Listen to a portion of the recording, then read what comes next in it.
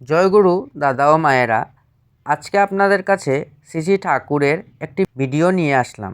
ভিডিওটিতে ঠাকুর একসময় ভারত ও পাকিস্তান এই উভয় দেশের কল্যাণ হবে কিসে তার উত্তরে কিছু বলেছিলেন।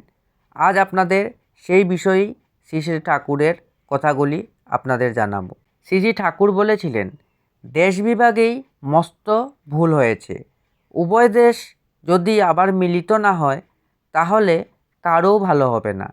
ধর্মের ভিত্তিতে দেশ বিভাগ, এটা একটা আজগবি কথা। ধর্ম মানে বাঁচা বাড়ার বিজ্ঞান। যে কোনো মহাপুরুষেই তার প্রবক্তা হন না কেন, তাতে ধর্মের কোনো পরিবর্তন হয় না। ধর্ম চিরকালেই এক। হিন্দু ধর্ম যা, মুসলমান ধর্মও তাই। প্রত্যেক ধর্মমতের লোকেই ঈশ্বরপন্থী, আর সেই ঈশ্বর একজন ছাড়া দুইজন নন।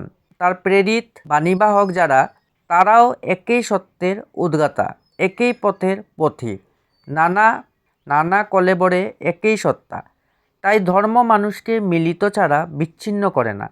ধর্মের থেকে চ্যুত হলেই সম্প্রদায়ে সম্প্রদায়ে বিভেদ বিরোধের সৃষ্টি হয়। হিন্দু যদি প্রকৃত হিন্দু হয়, মুসলমান যদি প্রকৃত মুসলমান হয়, তারা বান্ধব বন্ধনে আবদ্ধ হতে বাধ্য।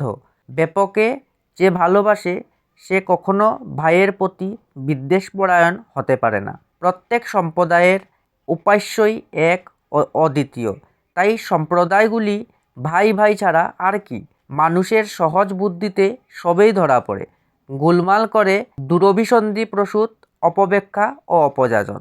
ধর্ম যদি বিপন্ন হয়ে থাকে, তবে সবচাইতে বেশি বিপন্ন হয়েছে অমন্তর ব্যাখ্যাতা ও যাজকদের হাতে। প্রত্যেক ধর্মমতের আসল রূপটি তুলে ধরতে হবে সাধারণ লোকের কাছে, তাহলে দুষ্ট লোকের জারিজুরি খাটবে না। হিন্দুর যেমন হিন্দুত্বের বিকৃতি বরদাস্ত করা উচিত নয়, তেমনি উচিত নয় ইসলামের বিকৃতি বরদাস্ত করা। মুসলমানেরও তেমনি উচিত নয় ইসলাম ও হিন্দুত্বের আদর্শকে ক্ষুণ্ণ হতে দেওয়া। কোনো ধর্মাদেশকে ক্ষুণ্ণ হতে দেওয়া মানে শয়তানের সাগরেদি করা। আমাদের নিজেদের যেমন ধর্মপরায়ণ হয়ে উঠতে হবে, পরিবেশকেও তেমনি ধর্মপরায়ণ করে তুলতে হবে, প্রত্যেককে তার বৈশিষ্ট্য ও ধর্মাদেশ অনুযায়ী।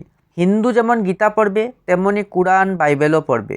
মুসলমান যেমন কুরআন পড়বে, তেমনি গীতা বাইবেলও পড়বে। প্রত্যেকে চেষ্টা করবে বাস্তব আচরণে স্বধর্মনিষ্ঠ হতে এবং অন্যকেও সাহায্য করবে ও প্রেরণা যোগাবে অমন্তর হয়ে উঠতে। এমন্তর হতে থাকলে বিভিন্ন সম্প্রদায়ের মধ্যে সৌহার্দ্য গড়ে তুলতে কদিন লাগে।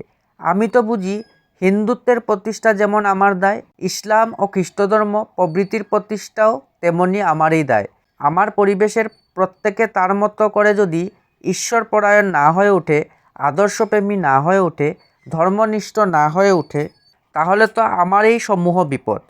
পরিবেশকে বাদ দিয়ে আমার একলা ধর্ম করা অর্থাৎ বাঁচা বাড়ার পথে চলা তো সম্ভব নয়।